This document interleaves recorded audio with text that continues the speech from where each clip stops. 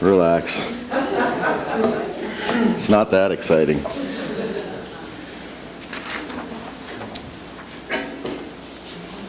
So again, for those of you that haven't seen me or don't know me, my name is Corey. I'm one of the shepherds here, and typically I don't see you guys in the mornings because I do worship at the evening service. So if you want to hang out more with me, come to the evening service. There's plenty of room, and it's actually lots of fun. But like I said, we're going to be talking about Joseph. Let me get my Bible out here. Chapter 37. And so we broke this up into a couple different segments, and the life of Joseph is actually pretty long and detailed. And so the challenge for me in this was trying to figure out how I could talk about this man and talk about the events of his life in a really kind of short amount of time, and try and bring something forth from it. Because when we think about Joseph, typically the image we have is someone who was kind of got the raw end of the deal a lot of the times, but he through hard work and through perseverance he overcame, and he ended up being at the top of the food chain in Egypt. But I think that it's a lot more complex than that.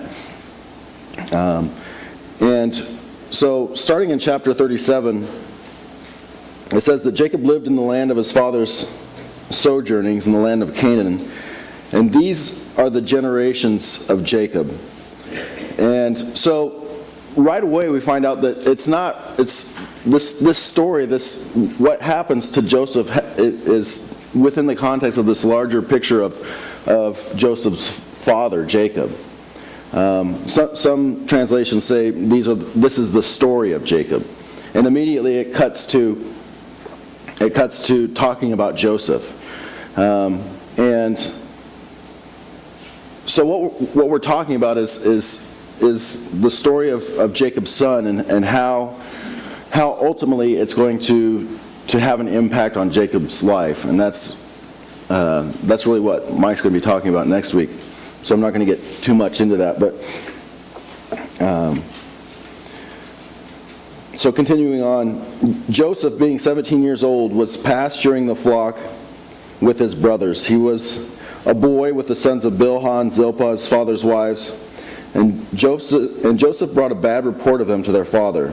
Now Israel loved Joseph more than any of his other sons, because he was the son of his old age, and he made him a robe of many colors. But when his brothers saw that their father loved him more than all his brothers, they hated him and could not speak peacefully to him. Now Joseph was the firstborn son of Rachel. And if you remember, Rachel was kind of the favored wife of Jacob. Rachel was the apple of Jacob's eye. She was the one that he went through everything he went through with her father. That was essentially his prize. She was the one that he desired above anything else. And you kind of remember the arms race of children that took place before this, where you have other wives and concubines and servants all bearing Jacob's children. And finally Rachel's able to have a son, and out comes Joseph. Later on, Rachel also had another son that essentially that she, for all intents and purposes, died giving birth to.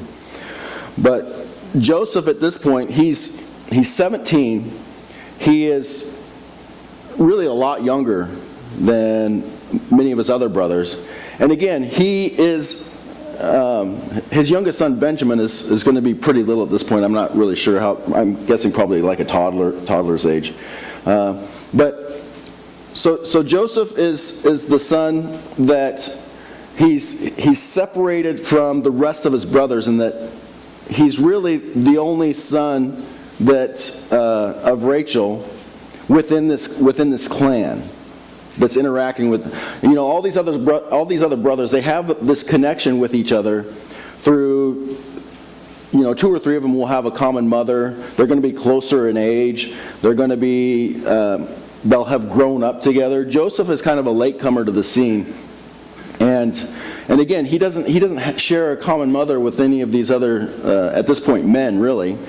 And so he's kind of grown up as they were older and out working in the fields. And I'm the oldest sibling, but I've had friends that grew up in a household where they were the youngest or a lot younger. They were kind of the accidental child, so to speak. Their parents were pretty well grown, and they had teenage or even adult children, and then oops, along comes little Jimmy or Billy or Sally or whoever, and now they have a baby and they have kids in high school or kids in college. And this is kind of the situation that Joseph finds himself in. He doesn't really have a connection with these guys, but I think he desperately desires to connect with them. I think that he feels like an outsider. I'm sure that he's aware that he's kind of he's the favored son of his father, and as a 17-year-old trying to make a connection with an adult that you're related to, it can be tough to make that connection in a way that doesn't seem immature or childish to that other person. So Joseph has this robe that his father made for him. His brothers hated it. I don't think that Joseph was parading it about, trying to show them that their father's favor was on him and not on them. I think Joseph was wearing it because it was something that he was proud of. Just like I think of my sons doing something that kind of might really annoy me.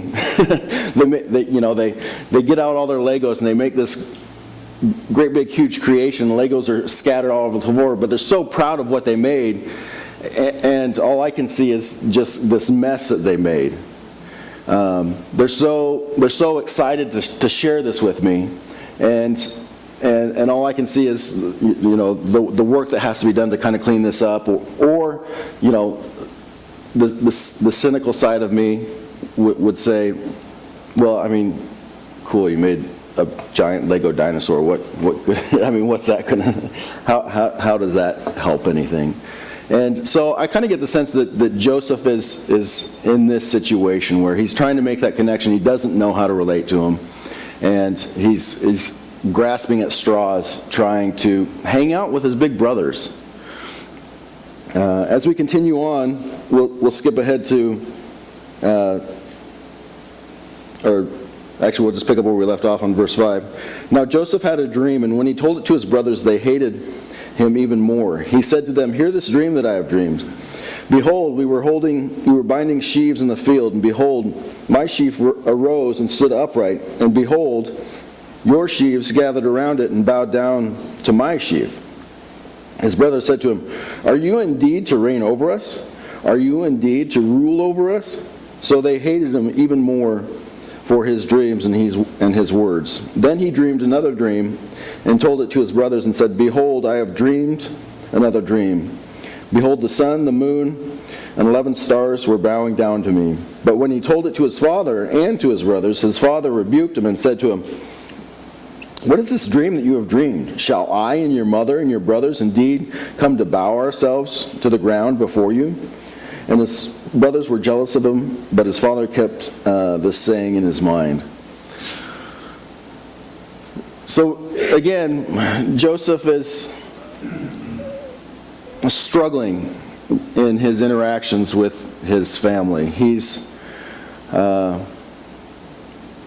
I don't think that he's sharing this maliciously. I don't think he's trying to say it in a way where he's being mean or condescending to them.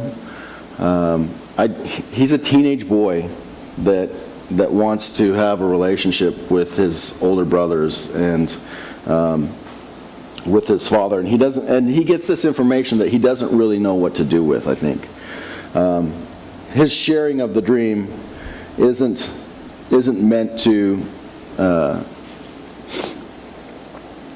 belittle his brothers or his father. He just wants to have that adult relationship with them. And back then they didn't have football or basketball, so what else are you going to talk about other than your dreams and the weather?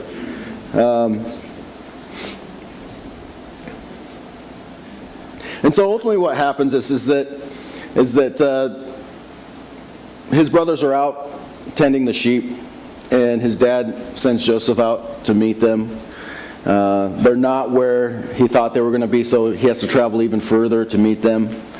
His brothers see him coming, and they snatch him up and they throw him in a pit. And the original plan is to kill them. Reuben kind of comes to his rescue and says, no, let's not kill him. We'll just sell him into slavery.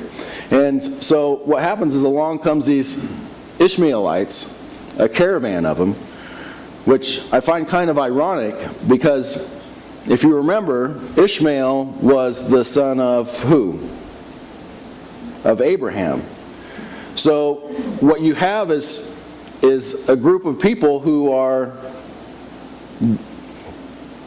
descendants, so to speak, of Joseph's great-great-uncle, who come and take him into slavery and haul him off to Egypt. And Reuben kind of has a change of heart about this whole situation, and when he gets back to the pit where they'd thrown him too late, and now he's worried because he thinks Dad's going to blame it on him. And so they grab Joseph's coat and they tear it up and they dip it in some blood and they take it back to Jacob and say, look what happened. This is all we found. This is all that's left of Joseph. And it was the coat, and it was shredded and it had blood on it. And Jacob was distraught because he thought that his favorite son was gone. And he grieved for many days. So at this point in time, Jacob thinks that Joseph is dead. But his brothers know the truth. And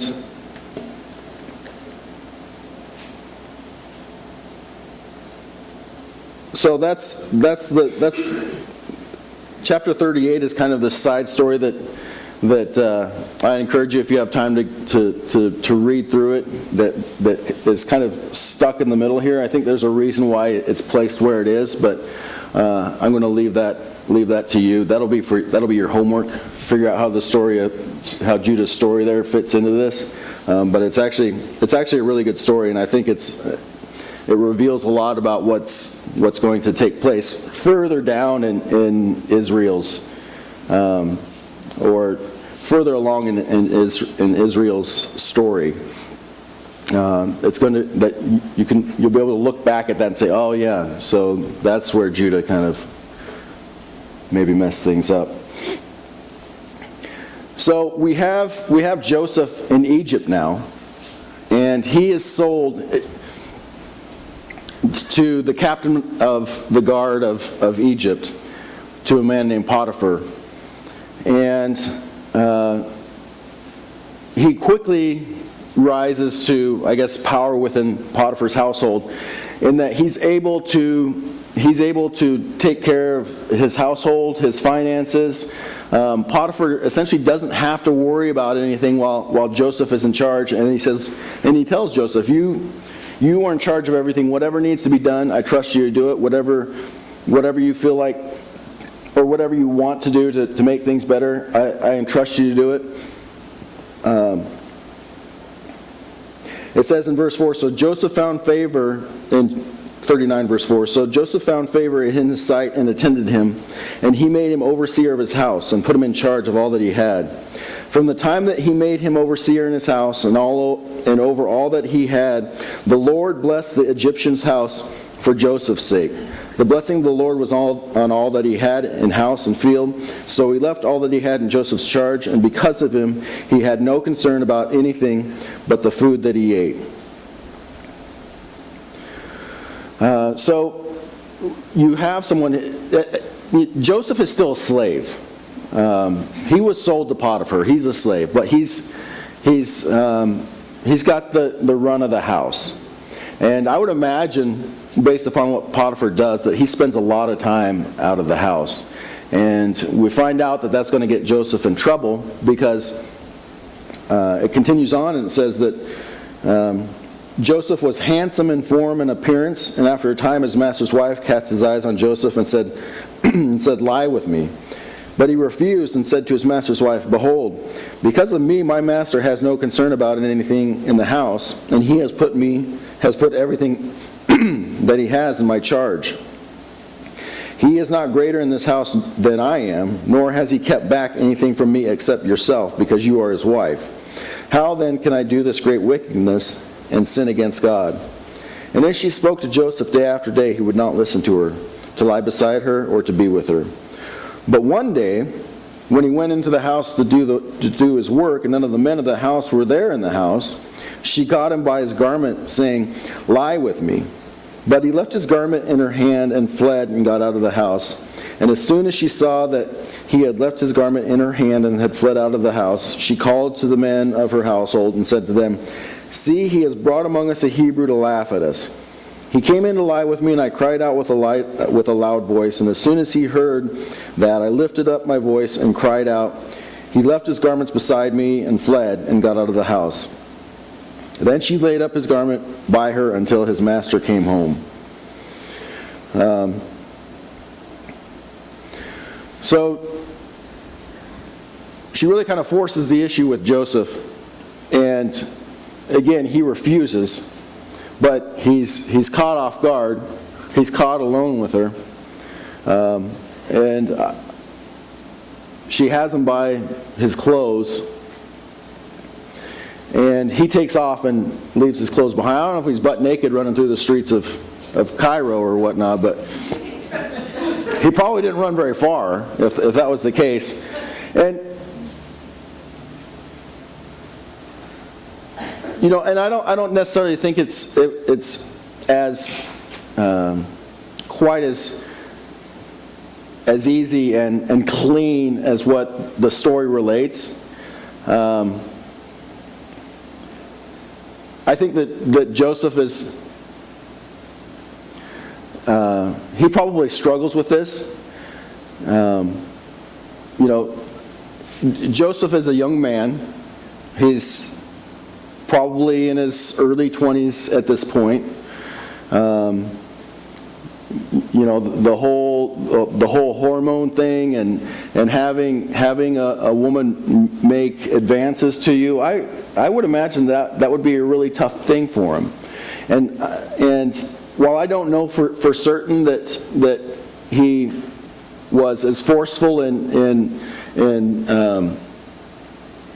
pushing her away from him, I could see that a situation of that struggle within himself, between this sense of loyalty to Potiphar and everything that he has been blessed with through Potiphar, and this woman making continuous advances on him. That would be tough. And so I'm not 100% sure that it was totally that. I'm not going to lay the blame entirely at the wife's feet for this. She's probably a woman accustomed to getting what she wanted.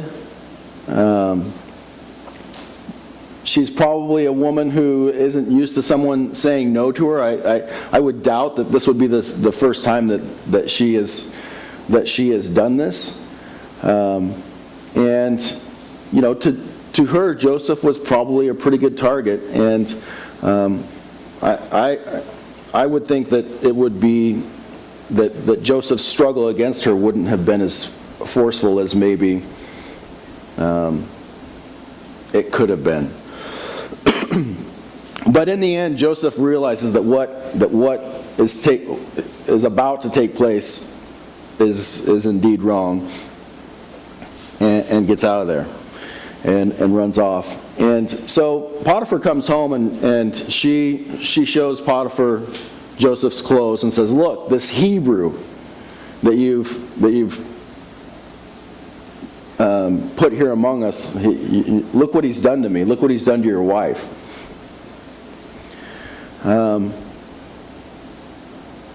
Which is interesting, because that's the second time within the story that his race, his descendancy is kind of thrown before him. He's been reminded a number of times now that he's not Egyptian, that he is a Hebrew, and as such, that he shouldn't expect to be treated as well as he is indeed being treated. And so Potiphar has him thrown in jail. And so Joseph is back in the pit, so to speak, waiting for his next rescue. Joseph is thrown in jail, and it's like this recurring theme that keeps coming up in Joseph's life. The head jailer puts Joseph in charge of the prison. Now it says that he's thrown into the king's prison in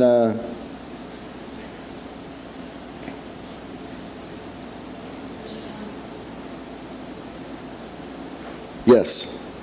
In verse 20, and Joseph's master took him and put him into the prison, the place where the king's prisoners were confined. I would imagine that this is probably, and you'll find out that he's sharing the prison with the king's cupbearer, with the king's baker.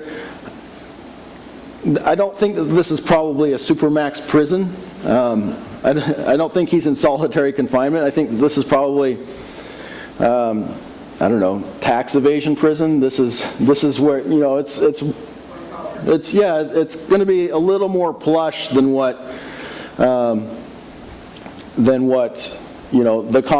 common prisoners. It's going to be, I think it's going to be a little more maintained. It's going to have better food. It's going to have better furnishings. I don't imagine it's going to be this hole in the ground where they throw food in at you and you have a bundle of straw to sleep in. I think it's probably a pretty decent prison, but it's a prison nevertheless.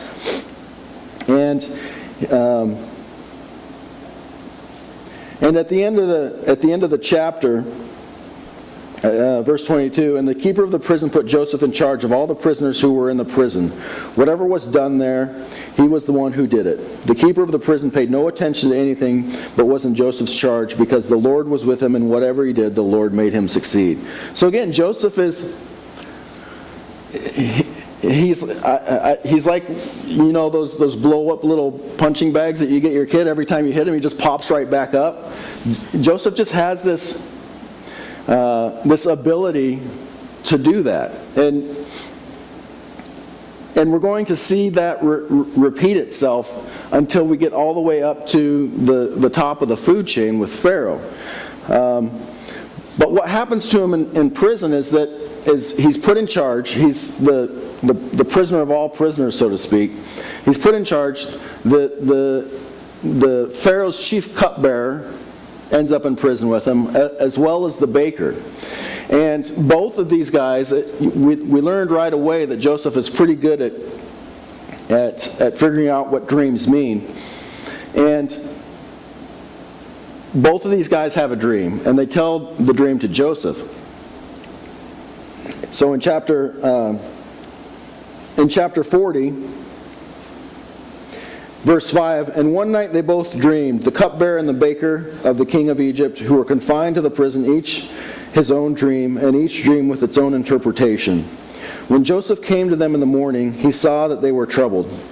So he asked Pharaoh's officers who were with him in custody in his master's house, "Why are your faces downcast today?" They said to him, "We have had dreams, and there is no one to interpret them." And Joseph said to them, Do not interpretations belong to God? Please tell them to me." So the chief cupbearer told his dream to Joseph, and he said to him, "In my dream there was a vine before me, and on the vine there were 3 branches. As soon as it's budded, its blossoms shot forth, and the clusters ripened into grapes. Pharaoh's cup was in my hand, and I took the grapes and pressed them into Pharaoh's cup, and placed the cup in Pharaoh's hands." Then Joseph said to him, "This is its interpretation. The 3 branches are 3 days. In 3 days Pharaoh will lift up your head and restore you to your office, and you shall place Pharaoh's cup in his hand as formerly, when you were his cupbearer. Only remember me when it is well with you, and please do me the kindness to mention me to Pharaoh, and so to get me out of this house. For I was indeed stolen out of the land of the Hebrews, and here also I have done nothing that they should put me into the pit." When the chief baker saw that the interpretation was favorable, he said to Joseph, "I also had a dream. There were 3 cake baskets on my head, and in the uppermost basket there were all sorts of baked food for Pharaoh, but the birds were eating it out of the basket on my head." And Joseph answered and said, "This is its interpretation. The 3 baskets are 3 days. In 3 days Pharaoh will lift up your head from you and hang you on a tree, and the birds will eat the flesh from you. And on the 3rd day, which was Pharaoh's birthday, he made a feast for all his servants and lifted up the head of the chief cupbearer and the head of the chief baker among his servants. He restored the chief cupbearer to his position, and he placed the cup in Pharaoh's hand. But he hanged the chief baker as Joseph had interpreted to them. Yet the chief cupbearer did not remember Joseph, but forgot him." So Joseph tells these guys what their dreams mean, and they come true. And the cupbearer, because Joseph knew that the cupbearer was going to be restored, he said, "Do me a favor, put in a good word for me with Pharaoh. Get me out of here. I shouldn't be here. I'm innocent of what they have accused me of. I shouldn't be in here." And sure enough, Pharaoh calls him back up to the court, and the chief cupbearer gets his job back, and the baker gets hanged. And the cupbearer doesn't say anything. And this goes on, and so Joseph's still in prison at this point. I would imagine that based upon being in the king's prison, that he probably gets quite a bit of information about what's going on the outside. And I don't know. I kind of find it hard to believe that he wasn't able to get reminders to the chief cupbearer from time to time. "Hey, remember me, Joseph? I'm the guy who told you that you're going to get restored. I was the one who interpreted your dream for me. Come on, don't forget about me. Help me out here." And I would also imagine that Joseph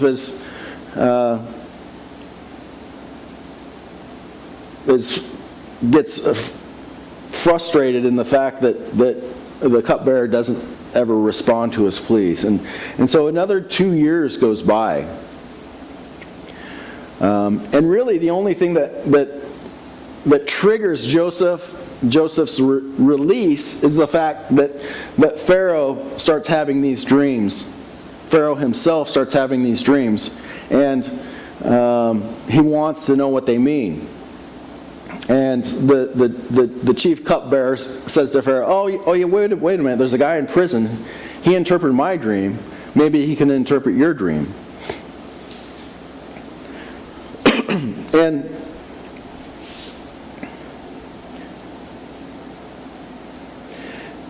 And so Pharaoh calls Joseph out of prison, and Pharaoh tells Joseph about the dreams that he's been having.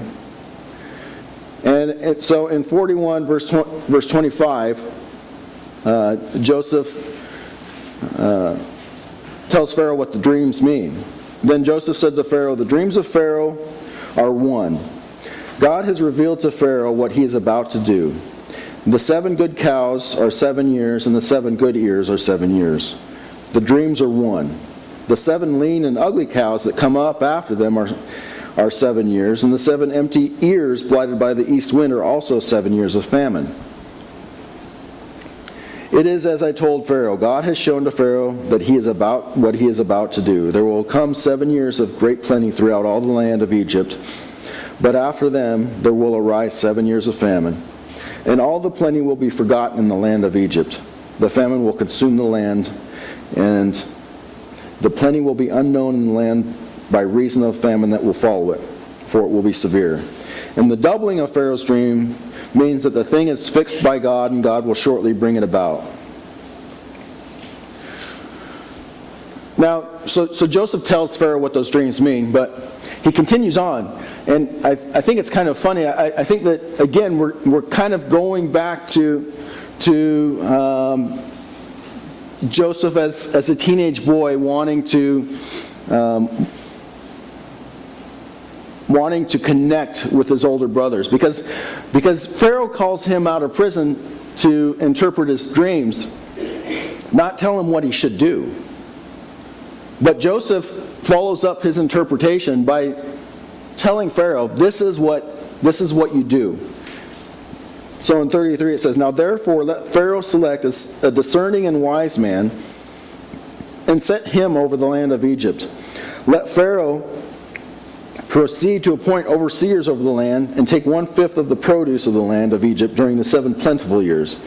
And let them gather all the food of these good years that are coming and store up grain under the authority of Pharaoh for food in the cities, and let them keep it.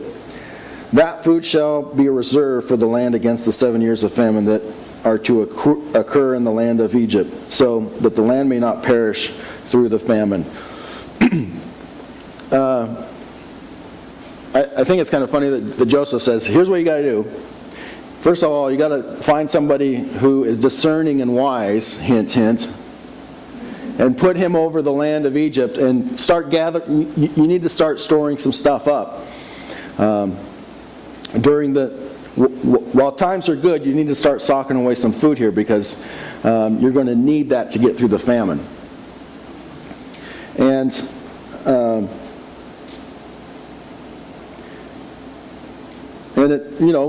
Pharaoh's so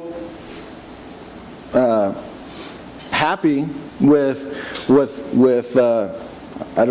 Joseph's plan, that he says, all right, Joseph, you're the man. In 38 it says, "And Pharaoh said to his servants, 'Can we find a man like this in whom is the Spirit of God?' Then Pharaoh said to Joseph, 'Since God has shown you all this, there is none so discerning and wise as you. You shall be over my house, and all my people shall order themselves as you command. Only as regards the throne will I be greater than you.' And Pharaoh said to Joseph, 'See, I have set you over all the land of Egypt.' Then Pharaoh took a signet ring from his hand and put it on Joseph's hand, and clothed him in garments of fine linen, and put a gold chain about his neck.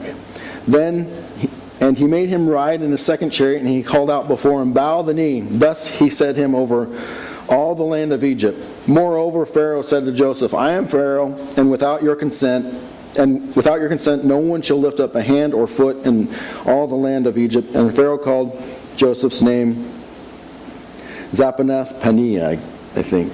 And he gave him in marriage Asenath, the daughter of Potiphar, priest of On. So Joseph went out over the land of Egypt." So, again, Joseph, he gets called up out of jail. He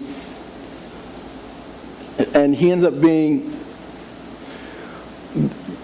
put in charge of Egypt, so to speak. The only one who has more power than him is Pharaoh. And we're talking about, at this point in time, Egypt is the civilized world. But there's no other civilization at this point that compares to Egypt. It is the center of civilization. And Joseph, who is not Egyptian, who is a Hebrew, who, if you were to look at his past, is going to be the most unlikely guy to ascend to this position, lands right there as the second command of Pharaoh. I would imagine, it doesn't say anything, it doesn't talk about Potiphar anymore after his little brush in with him, but he's in charge of Potiphar now too. Potiphar is the captain of the guard. So what that more than likely means is that he was the head of security for the palace. He was, the head of the secret service. And now he's under Joseph's command. The jailer, the cupbearer. I would say the baker, but he's dead. But so all these people that have put Joseph down because of his heritage, and who have persecuted him from time to time, are now under his command. And so we have a little bit of foreshadowing here, and looking back at the dream that Joseph shared with his brothers and his father. And it's, in essence, it has already been fulfilled. When Pharaoh says, "Bow your knee," he has already fulfilled that dream, even though Jacob and his sons don't know it yet.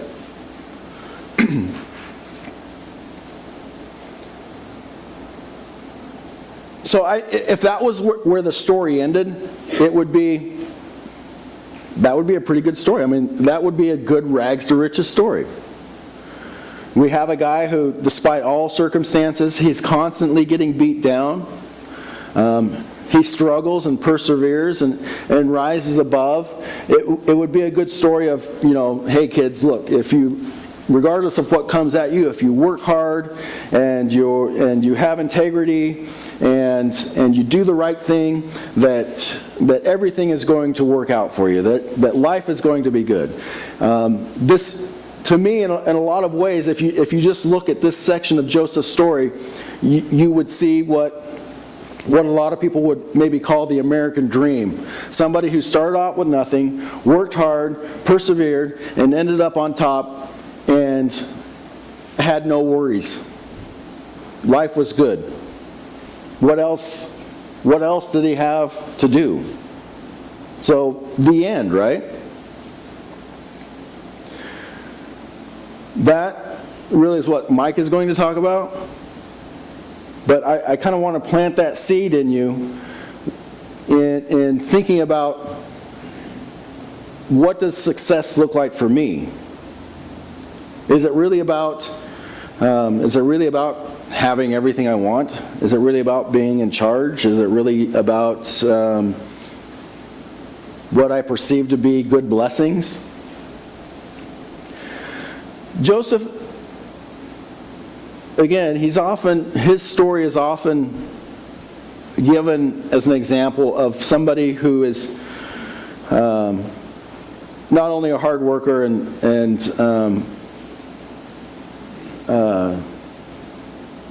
unwilling to give up, but as this godly man, as this righteous man. And really throughout that whole section, we don't see a lot of places where we recognize Joseph for giving God the glory for what is going on in his life. We don't see a lot of places where, it doesn't say anything along the lines that Joseph prayed about what he was going to do, that Joseph, shared the story of God with other people. We don't see places where Joseph was preaching or evangelizing or making disciples of. I mean, it's almost as if people saw God's handiwork in what was going on in Joseph's life, and long before Joseph did, or in some cases Joseph doesn't even seem to acknowledge what's going on in his life. I think for Joseph that going all the way back to his childhood, that he is desperately trying to do everything he knows to do under his own power to make his life a success. I think that's how he interacted with his brothers and his dad. I think that's how he interacted with Potiphar when he was a slave in his house. I think that's how he worked in the prison, and I think that's how his job started with Pharaoh. That he was the guy who was I'm going to pick myself up by my own bootstraps, and I'm going to make this thing work, and I'm not going to give up, and I'm going to drive on and do everything I can to make my life better. And don't misunderstand me. I'm not saying that there's anything wrong with it, but we can see, standing on the outside, looking at the inside of the story, that as much as Joseph thinks that that's what's taking place, that it's really more about what God is doing in Joseph's life than what Joseph himself is doing. You know, I don't think it's coincidence that it happened to be his members of his own family, so to speak, that come along and rescue or take him out of the pit and sell him into slavery. I don't think it's coincidence that he ends up being a servant in the captain of the guard's house. Or that it's coincidence that he because of that, he lands in the king's prison, that he lands in minimum security prison and has access to people who have the ear of Pharaoh.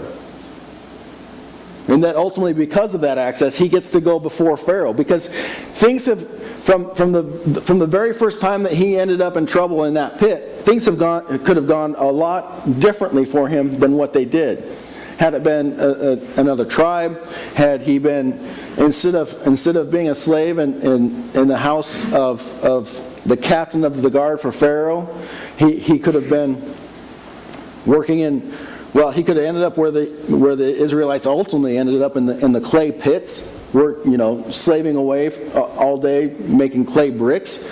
He could have, when he was.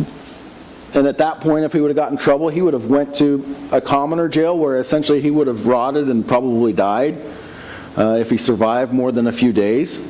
So as much as we want to look at Joseph's life and say that's a model for my life, because I want to be the guy that works hard. I want to be the guy that overcomes. I want to be the guy that perseveres. And because I'm able to do all that, I'm guaranteed success. And I just don't think that's the case.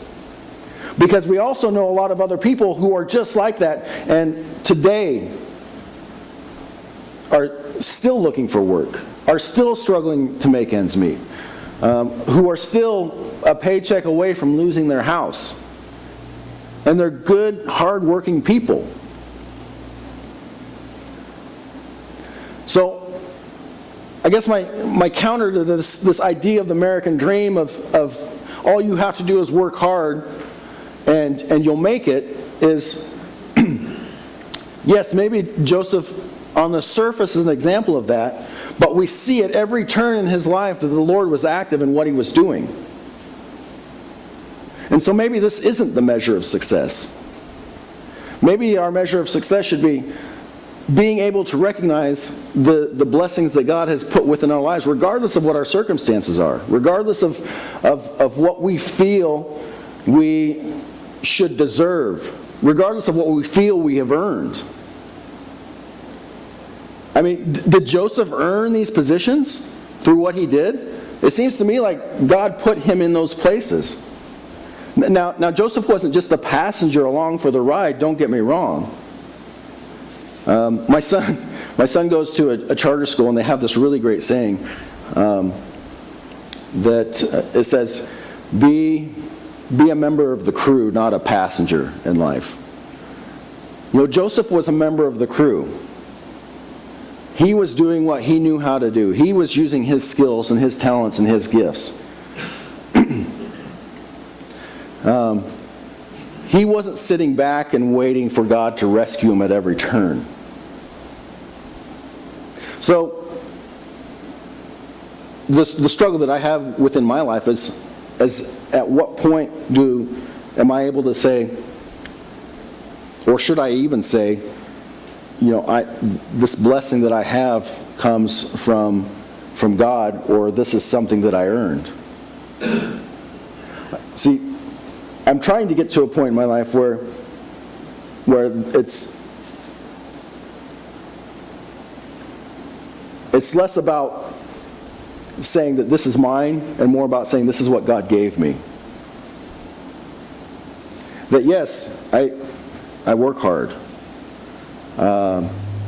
And I try and do good work. And I try to be a man of integrity, a man of my word. I try and help people who need my help if I can help them. But I recognize that those characteristics, those traits, those skills, those talents, whatever they are, that those weren't that wasn't something that I cultivated. That wasn't something that I can look back at a time and say, this is where I learned to work hard. This is where I learned to have integrity. That ultimately, in looking back at those things, I have to acknowledge that those were blessings that God bestowed upon me. And so because of that, and he didn't give those to me to sit idly. And so I feel a sense of obligation to put those things to work, not because of the gain that I might receive from them, but because I know that the God who loves me gave those to me to bring me closer to Him. And through recognizing that my sons are a gift from God, that my wife is a gift from God, that my job is a gift from God.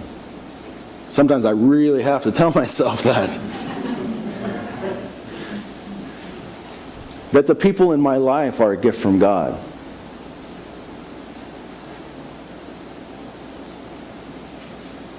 So, like I said, if we just got to this point in Joseph's story and the curtain closed, it would look like a pretty good story.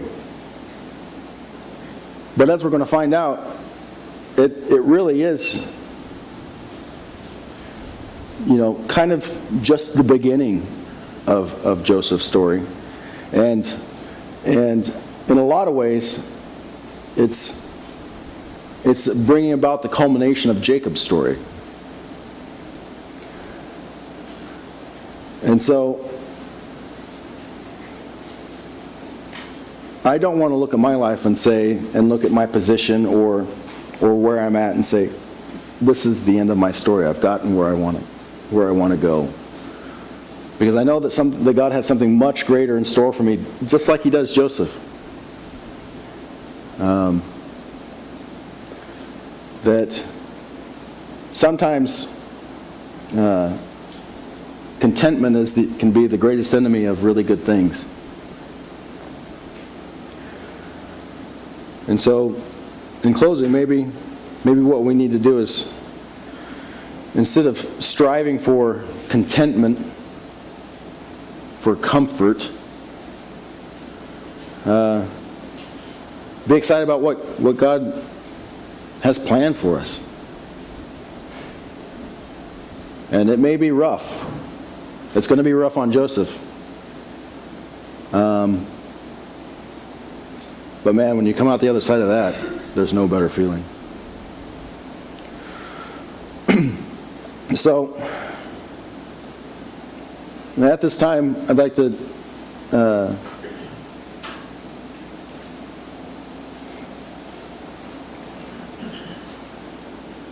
make the opportunity for people to take communion. And again, I just can't help but think that when we when we take the cup that symbolizes Jesus' blood and the bread that symbolizes his body, that really is, it's not the ending, it's the beginning. It's the beginning of something incredible. But with that is going to be, what comes with that is going to be struggle, it's going to be hard, it's going to be difficult. But now we have the blessing of having Jesus being able to dwell within us because of the sacrifice he made. And so let's give thanks for that. So Father, we